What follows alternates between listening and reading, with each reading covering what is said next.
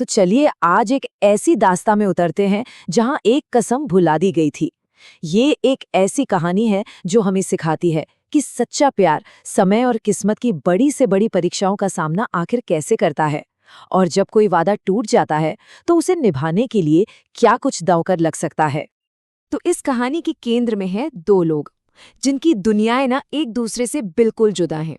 एक तरफ है रामू, जिसकी आवाज में तो जादू है पर जेब खाली है, और दूसरी तरफ है चंद्रिका, जिसके पास दौलत और शोहरत सब कुछ है पर शायद वो आजादी नहीं है जो रामू के पास है।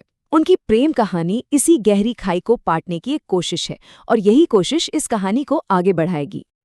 कहानी हमें ले चलती है तिलकपुर गांव में, जहां रामू अपनी आवाज से लोगों का दिल जीतता था। एक ऐसे ही फंक्शन में उसकी नजरें चंद्रिका से मिलती हैं, और बस वहीं से एक ऐसी प्रेम कहानी शुरू हो जाती है जिसे उस जमाने का समाज कभी मंजूर ही नहीं कर सकता था। ये एक नामुमकिन सा लगने वाला इश्क था। और यहीं कहानी में एक मोड़ आता है। चंद्रिका का परिवार तो शादी के लिए तैयार था, लेकिन रामू अपनी मोहब्बत को किसी के एहसान का मोहताज नहीं बनाना चाहता था। उसके लिए ना आत्मसम्मान प्यार से भी बढ़कर था। इसलिए उसने फैसला किया कि वो पहले अपनी किस्मत खुद बनाएगा और चंद्रिका के काबिल बनकर ही लौटेगा। और यहीं वो वादा किया जाता है जो पूरी कहानी का रुख ही मोड़ देता है। ये सिर्फ एक वादा नहीं था, बल्कि एक ऐसी कसम थी जो उनके प्यार, उनकी याददाश्त और खुद समय को चुनौती देने वाली थी। 7 साल, जरा सोचिए, ये सिर्फ एक नंबर नहीं है, ये एक बहुत लंबा मुश्किल इंतजार था।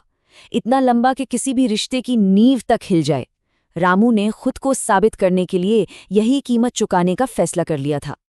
लेकिन रुकिए, चंद्रिका ने इस वादे में एक ऐसी शर्त जोड़ दी जिसने इस इंतजार को समय के खिलाफ एक दौड़ में बदल दिया। अब रामू के पास ठीक 7 साल थे, न एक दिन कम न एक दिन ज्यादा, और इस दौड़ में दांव पर सब कुछ लगा था।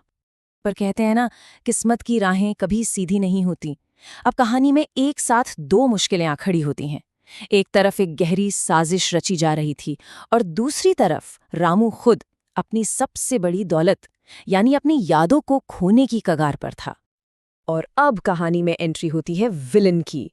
वीरेंद्र, जो खुद चंद्रिका से शादी करना चाहता था, वो एक बहुत शातिर चाल चलता है। रामू को धोखे से नदी में अकेला छोड़कर वो गांव लौटता है और उसकी मौत की झूठी खबर हर तरफ फैला देता है। ये सिर्फ धोखा नहीं था, ये तो भरोसे का खून था। और यहीं से ना कहानी 2 बिल्कुल अलग अलग रास्तों पर चल पड़ती है। एक तरफ तिलकपुर में रामू का परिवार मातम मना रहा था, उसकी माँ तो रो रो कर अंधी हो गई। दूसरी तरफ लाफनगर में रामू शोहरत और दौलत की एक नई दुनिया में खोया हुआ था। सफलता की चकाचौंध इतनी तेज थी कि उसे न अपनी माँ याद रही, न अपना गांव, और न ही चंद्रिका से किया वो 7 साल का वादा। तो 7 साल लगभग बीतने वाले थे, और गांव में तो सब मान चुके थे कि रामू अब इस दुनिया में नहीं है। लेकिन चंद्रिका ने उम्मीद का दामन नहीं छोड़ा था।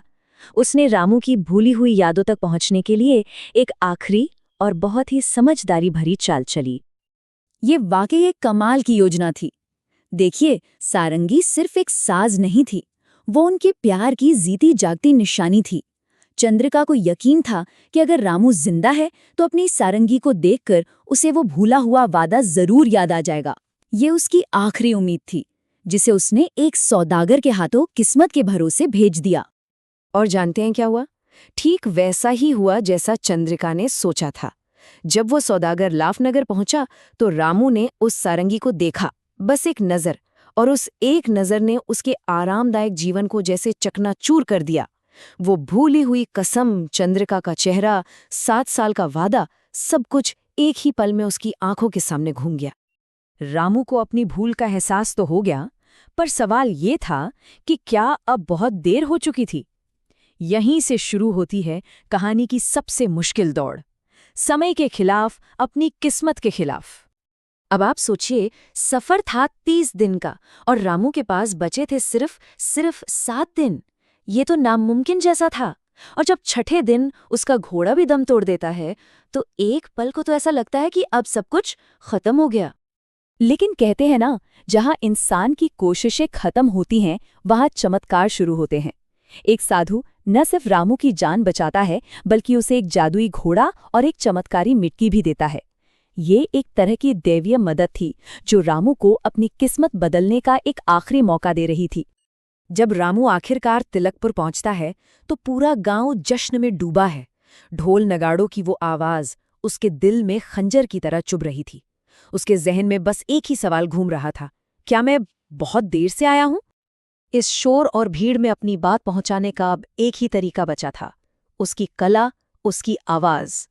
रामू अपनी सारंगी उठाता है और एक ऐसा गीत गाना शुरू करता है जिसमें उसकी पूरी कहानी छिपी थी। ये एक ऐसा पैगाम था जो भीड़ में सिर्फ एक दिल के लिए था। और वो आवाज, वो पुकार ठीक उस दिल तक पहुंच ही जाती है जिसके लिए वो थी।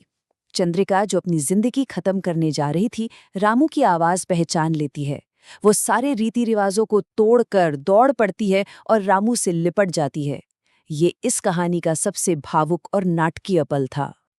तो इस बेहद नाटकीय मिलन के बाद कहानी का सारा तनाव अब एक सुखद अंत की ओर बढ़ता है, जहां हर रिश्ते को उसका सही मुकाम मिलता है और आखिरकार प्यार की ही जीत होती है।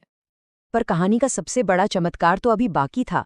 जब रामू उस साधु की दी हुई मिट्टी से अपनी माँ की आंखों की रोशनी लौटा देता है, तो उस एक पल ने हर शक को दूर कर दिया और ये साबित कर दिया कि वो सच में उनका खोया हुआ बेटा ही है।